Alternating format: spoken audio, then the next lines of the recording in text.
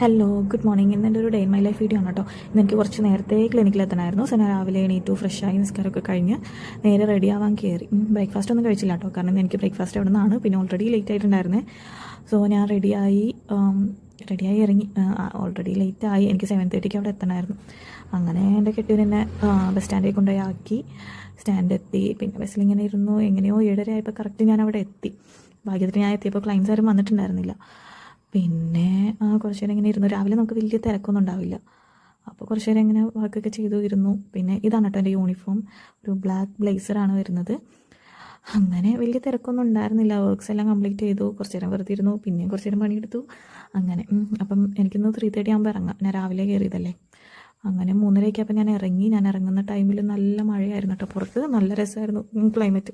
പിന്നെ വീട്ടിൽ വന്നപ്പോൾ ഒരു തട്ടിക്കൂട്ട് സാൻഡ്വിച്ചൊക്കെ കഴിച്ചു. പിന്നെ ഞങ്ങളിങ്ങനെ വർത്താനമൊക്കെ പറഞ്ഞിരുന്നു. അപ്പോൾ അത്രേ ഉള്ളൂ ഇന്നത്തെ വീഡിയോ. ടാറ്റാ.